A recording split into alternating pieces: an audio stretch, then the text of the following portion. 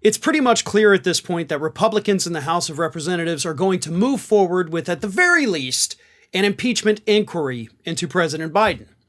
And you know who thinks this is a really stupid idea, besides everybody that's not a Republican? Republicans in Congress happen to think this is apparently a very stupid idea. A Republican member of Congress spoke to CNN on the condition of anonymity, where they said this: "There's no evidence that Joe Biden got money or that Joe Biden, agreed to do something so that Hunter could get money. There's just no evidence of that. And they can't impeach without that evidence. And I don't think the evidence exists." So not only does this Republican member of Congress say, listen, we don't have the evidence now, but then they're like, the evidence just probably doesn't even exist because this probably isn't a thing that happened.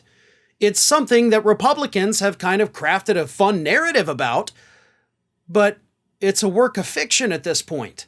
There's no evidence to back any of it up. You also, and I talked about this when it happened, Ken Buck, a member of the Freedom Caucus, came out last month and a couple times since then talking about how it's a stupid idea to move forward with impeachment. Now, if you're keeping track at home, we now have at least 2 Republican members of Congress. 2 that think impeachment is a stupid idea. It only takes 5. If 5 Republicans break with the rest of the Republican Party in an impeachment vote, he doesn't get impeached. It doesn't move over to the Senate for trial. It's over. And we've already got 2 on the record as saying that they think this is stupid. So if we've got 2 on the record, I'm willing to bet there are at least 5 that aren't going to go along with this. So what's the point? Why are you digging your own grave at this point?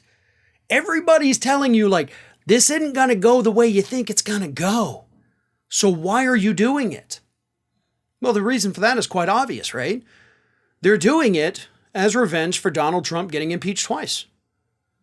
And you've got these brain-dead members of Congress, who all, by the way, happen to be in safe Republican districts, that are pushing this.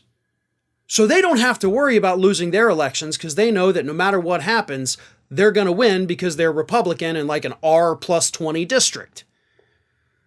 But the folks who might only have an R+3 or +4 or perhaps even a toss-up district, those are the ones freaking out right now. So no matter how this ends for Republicans, it doesn't end well. Because either they launch the impeachment inquiry, realize that the evidence they're looking for doesn't exist, and then they have to drop it. Then what? Then the public looks at it and say, okay, so you wasted everybody's time. You're now admitting right before an election that President Biden's squeaky clean because you're not impeaching him because the evidence doesn't exist. So that's option 1. Option 2 is they move forward with the inquiry. Then they hold the impeachment vote and it doesn't pass. Uh-oh. That's kind of similar to the first scenario, right? You're not even able to impeach him in the House. You look like a bunch of idiots. You head to a slaughter in next year's election. And of course, the third option is they do have enough Republicans. They impeach him in the House. It moves to the Senate. You don't get a conviction. We're looking at a Bill Clinton 1998 scenario. Biden's popularity goes through the roof. You lose in 2024. No matter how this ends, it doesn't end well for Republicans. But there's a difference between just not ending well and getting completely humiliated because you can't even get your own party in on this. And right now, seems like that is going to be the most likely scenario.